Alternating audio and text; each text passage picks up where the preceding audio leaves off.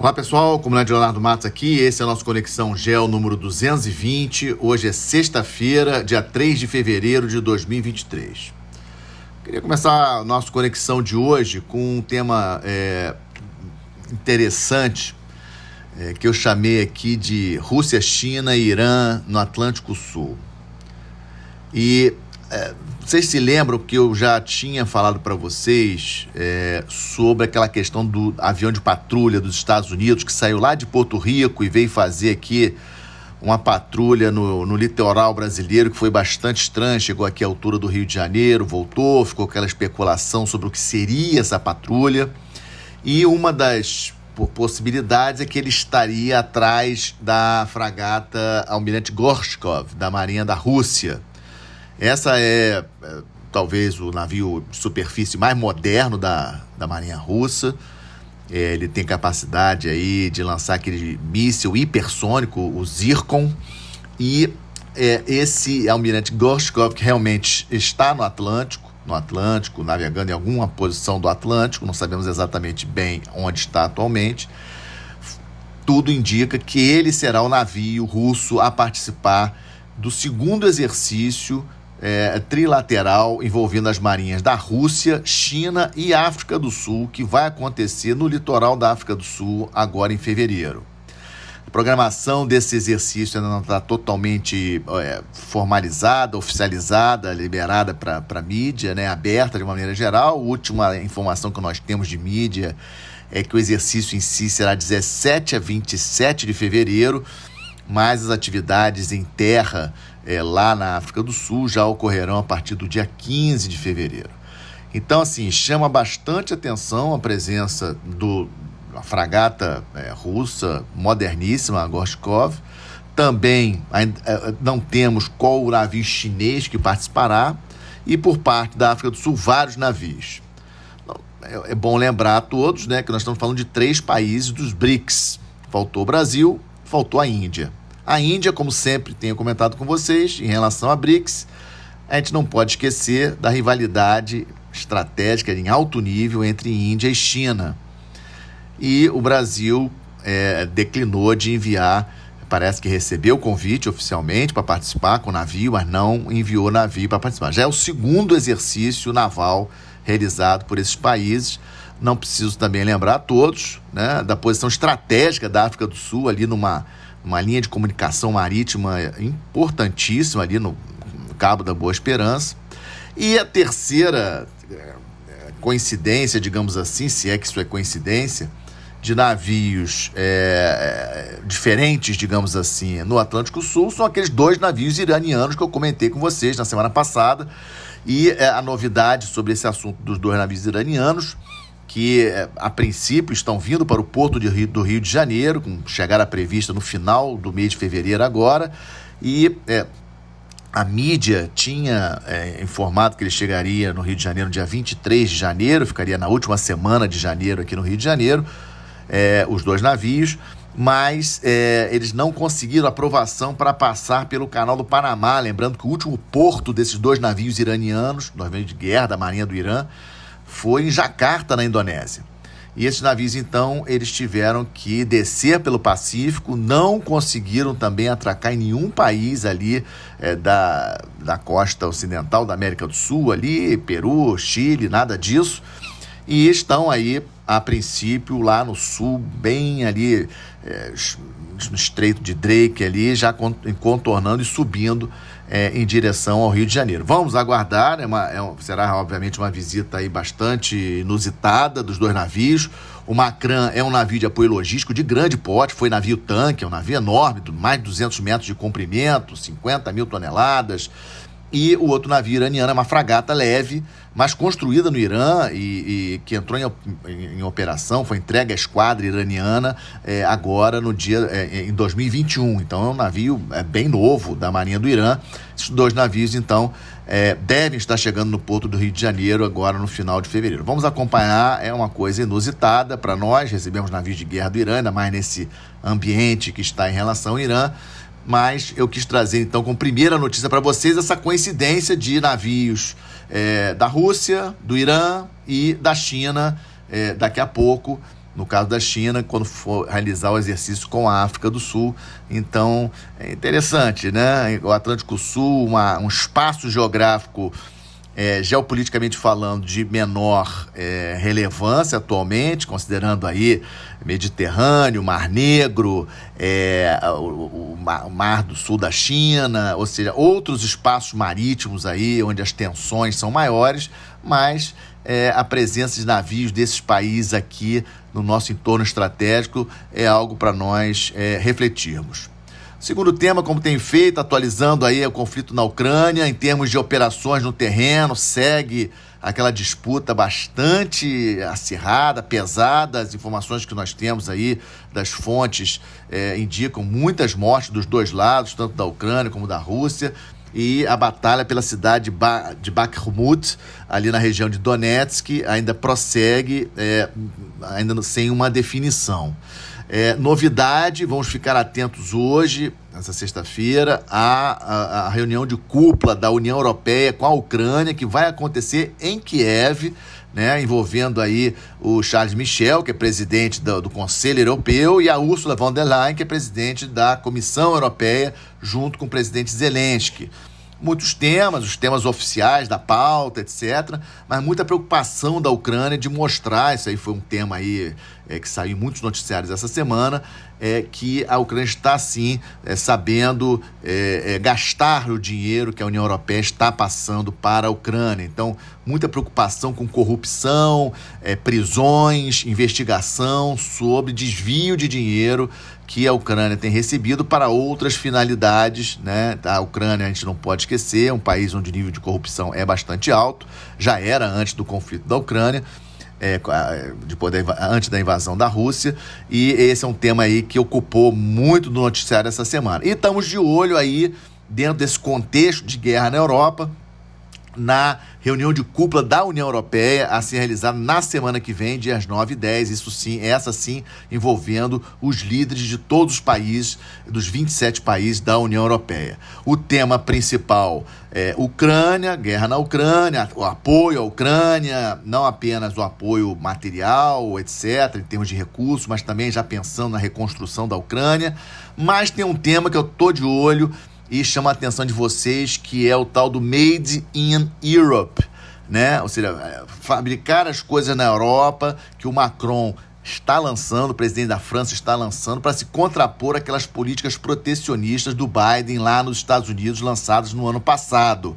Esse, na verdade, na minha avaliação, será o tema mais importante. Como que a Europa vai se contrapor a essas medidas protecionistas lançadas pelos Estados Unidos no ano passado, a princípio direcionadas contra a China, mas que afeta bastante a indústria europeia. Então, vamos estar de olho aí na semana que vem, 9 e 10 de fevereiro. E falando disso, estamos de olho, terceira parte do nosso Conexão, seguimos de olho na crise no Peru. Não mudou muita coisa essa semana, não teve ainda uma mudança com relação às eleições. A presidente do Peru está tentando ainda trazer as eleições para mais agora, para fevereiro, para o final de fevereiro, para o final de 2023, mas a princípio as eleições foram antecipadas, como eu já tinha adiantado para vocês, de 2026 para 2024. Mas ela agora, com toda essa pressão popular nas ruas do Peru, ela está tentando trazer para este ano, para o final do ano, as eleições no Peru. Então estamos acompanhando, estamos de olho. E também aconteceu essa semana, estamos de olho aí nas repercussões da visita do chanceler alemão, Olaf Scholz. Vamos lembrar que a Alemanha é a maior economia da Europa, né? A Alemanha é a quarta maior economia do planeta, atrás de Estados Unidos, China e Japão. Ou seja, uma visita do chanceler alemão não é qualquer coisa. Ele foi na Argentina, Chile e Brasil. E um tema importante, discutido principalmente na Argentina e no Chile, é a questão do lítio. Lítio, mineral estratégico, importantíssimo nessa nova revolução da energia limpa, etc., carros elétricos para as baterias, e a Alemanha muito interessada em reduzir a sua dependência das baterias chinesas, né? Ou seja, querendo trazer para a Alemanha esse lítio que a Argentina e Chile têm bastante. Então, uma visita que me chamou bastante atenção. Vamos ver os desdobramentos, estou de olho nesses desdobramentos. Aqui no Brasil, Teve aquela questão da Amazônia, voltar a dar recursos para tentar conter o desmatamento ilegal, as questões aí relacionadas à floresta amazônica, que é um tema muito caro aos alemães de uma maneira geral. Vamos lembrar que a coalizão que governa hoje a Alemanha, o Partido Verde alemão, faz parte dessa coalizão, então é bom para os shows essa agenda ambientalista, é positivo para os shows essa agenda. Muitos dos alemães, de uma maneira geral, são muito favoráveis a essa agenda ambientalista, então veio com esse papo ambientalista, mas também veio com a questão de fornecimento de munição, né, granadas especialmente para os carros de combate na guerra da Ucrânia, que o Brasil está se recusando a fornecer. Nós fabricamos isso, e o Brasil não quer problemas com a Rússia, então o Brasil não está fornecendo. Esse também foi um outro tema discutido do presidente Scholz com o presidente do Brasil. Outro tema que estamos de olho, aliança, um acordo estratégico importantíssimo entre Estados Unidos e Índia. Esse acordo, o início desse acordo foi em maio do ano passado, maio de 2022, quando o presidente Biden e o primeiro-ministro Modi da Índia se encontraram, em maio de 2022.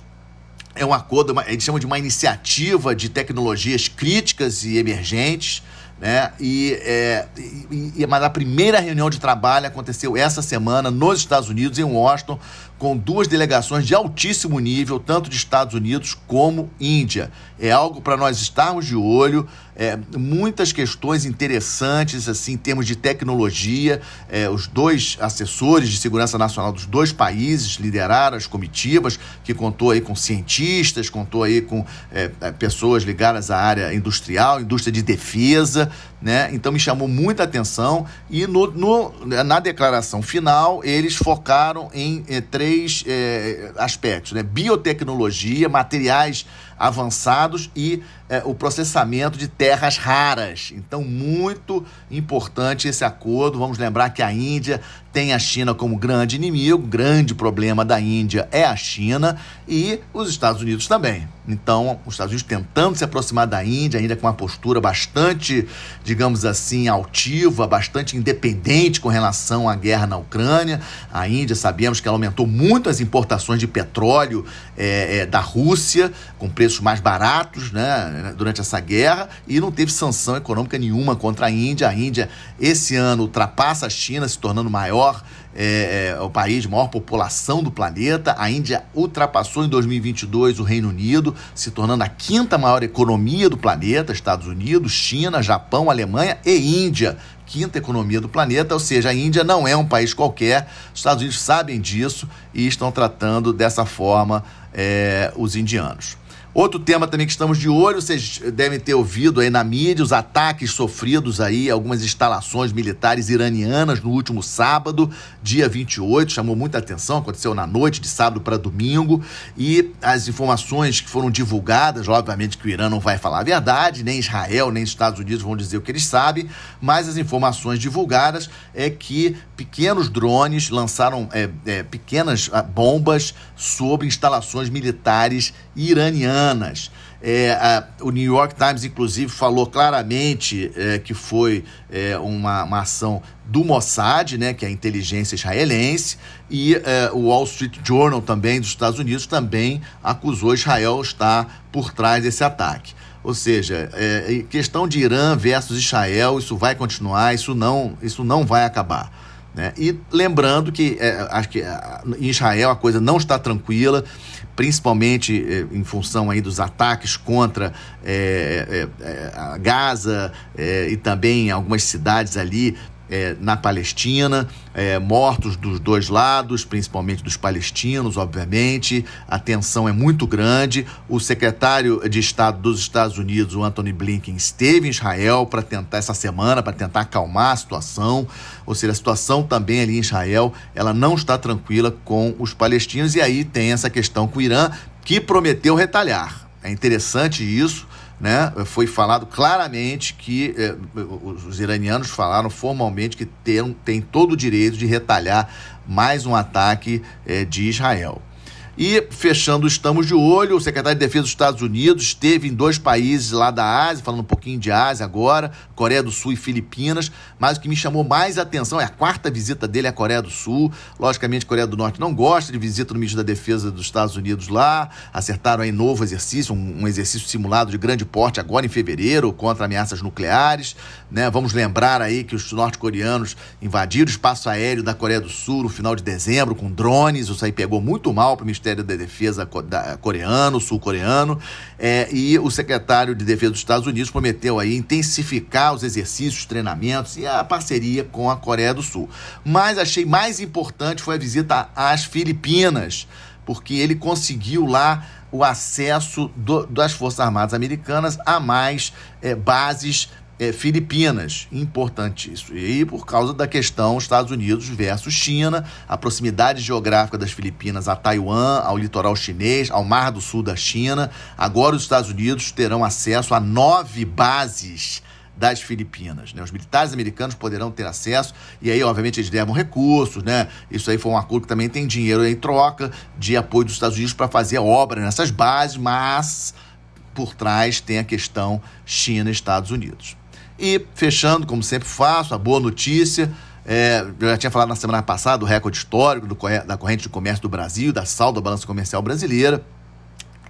Também saiu essa semana, muito, muito, muito importante, um dado do ano passado, um recorde também, dos últimos 10 anos, o melhor saldo de investimentos diretos externos no país, 90,6 bilhões de dólares de saldo de investimento, de dinheiro que entrou para as empresas brasileiras vindo do exterior, né? Um aumento de 95% em relação a 2021, por exemplo. Então, um dado muito importante. Outro dado interessante que saiu, o FMI estimativa para crescimento do PIB do Brasil em 2022, 3,1%, enquanto que a China, segundo o FMI, deve crescer 3%, Estados Unidos 2%, Alemanha 1,9%, o Brasil 3,1%, o resultado da economia, do crescimento da economia brasileira em 2022, sem sombra de dúvidas, uma boa notícia, e com ela fecha esse Conexão GEO 220, agradecendo mais uma vez aí a confiança de vocês no meu trabalho, a parceria, e se vocês gostaram, façam comentários, compartilhem com os amigos,